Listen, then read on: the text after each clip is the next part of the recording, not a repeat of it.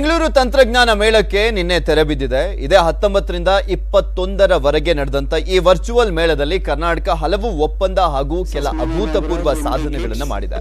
ಜೊತೆಗೆ ಬೆಂಗಳೂರನ್ನ IT city ಎಂದು ಕರೆಯುತ್ತಿದ್ದಂತ ನಾವು ಇಂದಿನಿಂದ ಟೆಕ್ ಸಿಟಿ ಎಂದು ಕರೆಯಬಹುದಾಗಿದೆ. ಈ ಬಗ್ಗೆ ನಮ್ಮ ಪ್ರತಿನಿಧಿ ಆಶಿಕ್ ಮುಲ್ಕಿ, BTS 2020 ಉಸ್ತುವಾರಿ ಹಾಗೂ ರಾಜ್ಯದ ಉಪಮುಖ್ಯಮಂತ್ರಿಗಳಾಗಿದ್ದಂತವರು, ITBT ಸಚಿವರು ಕೂಡ ಆಗಿರುವಂತಹ ಅಶ್ವಥ್ ನಾರಾಯಣ್ ಅವರ ಜೊತೆ ಚಿಟ್ಚಾಟ್ ಮಾಡಿದ್ದಾರೆ, ಅವರನ್ನ ಮಾತನಾಡಿಸಿದ್ದಾರೆ. ಏನು ಹೇಳಿದ್ರು ಅಶ್ವಥ್ ನಾರಾಯಣ್ ನೋಡೋಣ. ನೆಕ್ಸ್ಟ್ ಇಸ್ ನೌ ಅಂದ್ರೆ ಮುಂದಿನದು ಈಗಲೇ ಅನ್ನುವಂಥ ಒಂದು ಧ್ಯೇಯವಾಕ್ಯದೊಂದಿಗೆ ಆರಂಭಗೊಂಡಂತಹ BTS ಅಂದ್ರೆ ಬೆಂಗಳೂರು ಟೆಕ್ ಸಮಿಟ್ 2020 ಇದೀಗ ಇವತ್ತು ತೆರೆ ಬಿದ್ದಿರುವಂಥದ್ದು. 3 ದಿನಗಳ BTS 2020 ಸಮಿಟ್ ಇಲ್ಲಿಗೆ ಇವತ್ತು ಮುಕ್ತಾಯಗೊಳ್ತಾ ಇದೆ. ಯಶಸ್ವಿ ಆಗಿದೆ. ಹೇಗೆ ಸಾಧ್ಯ ಆಯಿತು? ಪರ್ಟಿಕ್ಯುಲರ್ಲಿ ಕೋವಿಡ್ ಟೈಮಲ್ಲಿ ವರ್ಚುವಲ್ ಮಾಡೋದು ತುಂಬ ದೊಡ್ಡ ಸವಾಲಿದೆ. ಇದ್ರ ಬಗ್ಗೆ ಮಾಡಲೇಬೇಕು ಅನ್ನೋಂಥ ಒಂದು ಸ್ಪಷ್ಟವಾದಂಥ ಉದ್ದೇಶದಿಂದ ಎಲ್ಲ ತಯಾರಿಯನ್ನು ಮಾಡಿದು.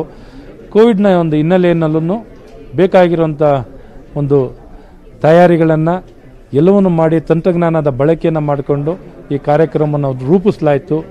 ಮತ್ತು ಇಂಟರ್ನ್ಯಾಷನಲ್ ಅಡ್ವೈಸರಿ ಕಮಿಟಿ ಅಂತಲೂ ಸಹ ಮಾಡಿ ತುಂಬ ಜನದ ವಿಶ್ವವಿಖ್ಯಾತವಾದಂಥ ವ್ಯಕ್ತಿಗಳ ಒಂದು ಸಲಹೆ ಸೂಚನೆಗಳನ್ನು ಈ ತಯಾರಿಯಲ್ಲಿ ತಗೊಂಡು ಉತ್ತಮವಾಗಿ ತಯಾರಿಯನ್ನು ಮಾಡಿ ಪ್ರಸ್ತುತವಾಗಿರೋ ರೀತಿಯಲ್ಲಿ ಸದೃಢತೆ, ಮಾನ್ಯತೆ ಮತ್ತು ಅವಶ್ಯಕತೆಗಳನ್ನು ಪೂರೈಸುವ ರೀತಿಯಲ್ಲಿ ಈ ಕಾರ್ಯಕ್ರಮವನ್ನು ರೂಪಿಸಿ ಒಂದು ಈ ವೇದಿಕೆ ಇಡೀ ವಿಶ್ವಕ್ಕೆ ಒಂದು ಭಾಳ ಪ್ರಸ್ತುತವಾಗಿರುವಂಥ ಅವಶ್ಯಕತೆ ಇರುವಂಥ ರೀತಿಯಲ್ಲಿ ವೇದಿಕೆಯನ್ನು ನಿರ್ಮಾಣ ಮಾಡಿ ಇಲ್ಲಿ ಜ್ಞಾನ ಮತ್ತು ಪರಿಕಲ್ಪನೆಯನ್ನು ಪರಸ್ಪರ ಹಂಚಿಕೊಳ್ಳಿಕ್ಕೆ ವ್ಯವಸ್ಥೆಯನ್ನು ಮಾಡಿ ಒಂದು ಒಳ್ಳೆಯ ಸಂದೇಶ ಹೋಗಿದೆ ಇಡೀ ವಿಶ್ವಕ್ಕೆ.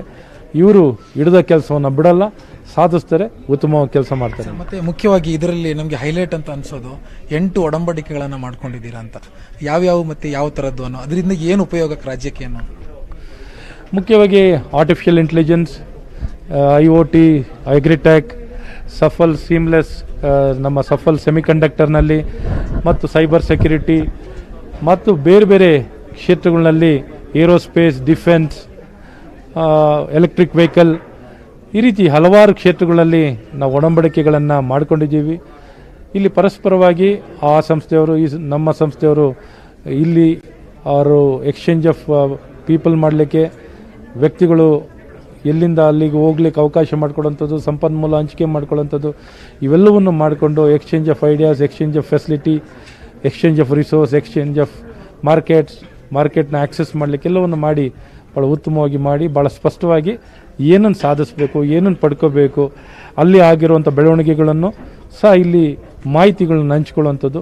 ಈ ಸಬ್ಮಿಟ್ ಮಾಡೋ ಮೂಲಕ ಒಂದಿಷ್ಟು ಸ್ಟಾರ್ಟ್ಅಪ್ಗಳಿಗೆ ಅದರ ರೀತಿಯಾದಂಥ ಪರಿಕಲ್ಪನೆಗಳನ್ನು ನೀವು ಈಗಾಗಲೇ ಯೋಚನೆ ಮಾಡ್ಕೊಂಡಿದ್ದೀರಿ. ಇದರಿಂದ ರಾಜ್ಯದಲ್ಲಿ ಉದ್ಯೋಗ ಆ ಥರದ್ದೇನ ಸೃಷ್ಟಿ ಆಗುತ್ತಾ? ಖಂಡಿತ. ನೋಡಿ, ಇವತ್ತು startup capital of the world ಆಗಲಿಕ್ಕೆ ನಾವು ಹೊರಟಿದ್ದೀವಿ. ಇಡೀ ವಿಶ್ವದ ನಾನಾ ಭಾಗದಿಂದನೂ ಬಂದಿಲ್ಲಿ ಸ್ಟಾರ್ಟಪ್ ಮಾಡ್ತಿದ್ದಾರೆ. ನಮ್ಮ ದೇಶದಿಂದನೂ ನಾನಾ ಭಾಗದಿಂದ ಬಂದಿಲ್ಲಿ ಸ್ಟಾರ್ಟಪ್ಗಳನ್ನ ಮಾಡ್ತಿದ್ದಾರೆ. ಈಗಾಗಲೇ ನಮ್ಮಲ್ಲಿ 7,000 ಸ್ಟಾರ್ಟಪ್ಗಿಂತ ಹೆಚ್ಚಿದ್ದಾವೆ. ಅದನ್ನು 20,000ಕ್ಕೆ ಇನ್ನು ಕೆಲವೇ ವರ್ಷದಲ್ಲಿ ತಲುಪಬೇಕಾಗುತ್ತೆ.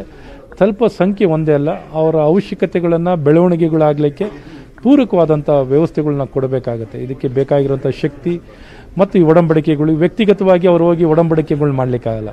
ಸೊ ಅವರಿಗೆ ಅನುಕೂಲ ಆಗೋ ರೀತಿಯಲ್ಲಿ ಒಡಂಬಡಿಕೆಗಳನ್ನೆಲ್ಲ ಮಾಡಿ exchange of students, exchange of resource, exchange of startup to startup collaboration ಇವೆಲ್ಲವನ್ನು ಮಾಡ್ತಾಯಿದ್ದೀವಿ.